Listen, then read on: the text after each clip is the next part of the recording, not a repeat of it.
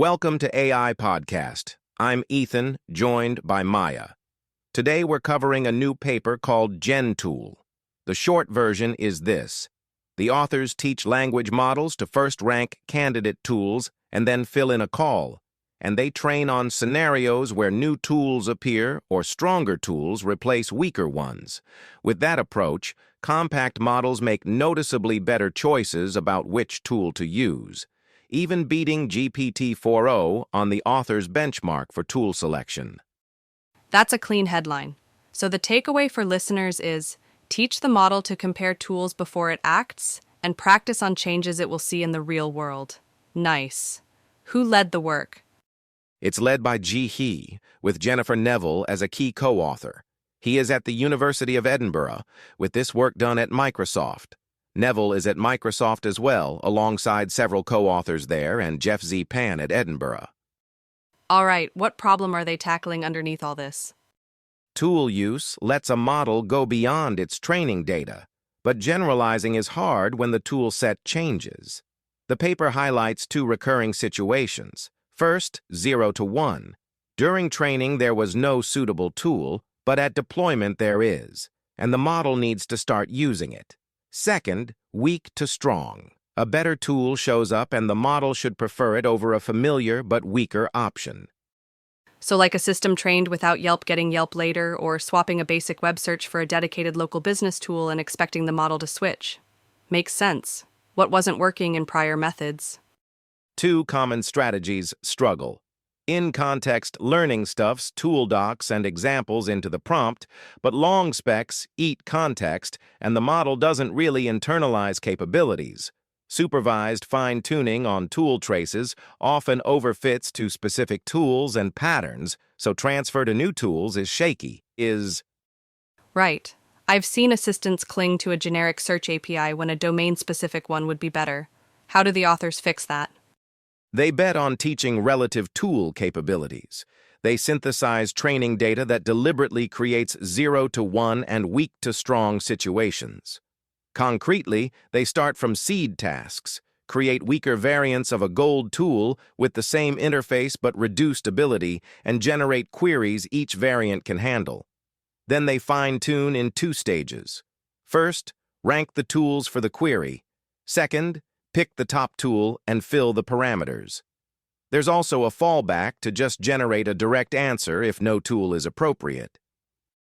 And when the model is choosing, it isn't scanning a giant catalog, right? Correct. For each query, they narrow it down to 5 plausible tools using retrieval, then let the model rank that shortlist and decide.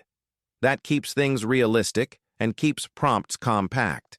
They show that removing the ranking stage hurts performance, so the comparison step is doing useful work. What did their experiments look like at a high level? They evaluate 4 scenarios that mix whether the query is seen or unseen and whether the tool is seen or unseen.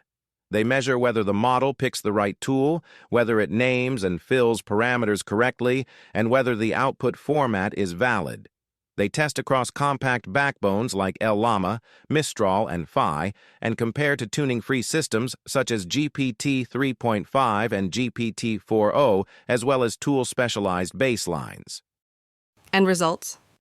The 8 billion parameter model trained with GenTool beats GPT-4 on tool selection by about 14 points on their benchmark, while staying strong on parameter filling and format. Gains show up across the 4 scenarios, with especially clear improvements when the query is familiar but the tool changes, which is a common real-world case. They also run ablations and see a clear drop when the ranking stage is removed. That lines up with the idea that explicit comparison teaches the model what makes one tool stronger than another. Any caveats I should keep in mind? A few. Much of the training data is synthetic and generated by a single model, which can imprint biases and won't capture messy API realities like flaky responses or unclear docs. The study focuses on single-tool calls, not multi-tool orchestration.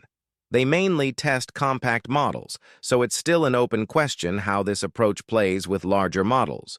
And they note sensitivity to how the training data is composed. If you train on examples that look too much like the test set, performance can collapse, which is a reproducibility warning. Practical notes, thanks. For people building tool-using assistants today, what are the takeaways? Teach your model to rank tools before acting. Simulate the two changes you'll see in production: brand new tools appearing and stronger tools replacing weaker ones. Keep selection over a retrieved shortlist and include a no-tool option. For next steps, move from synthetic data to real API logs, extend from single-tool calls to multi-tool plans, try the recipe on larger models, and stress test when the tool catalog grows or drifts over time. Clear and actionable. That wraps up our discussion of GenTool. I'm Maya. And I'm Ethan. Thanks for listening to AI Podcast.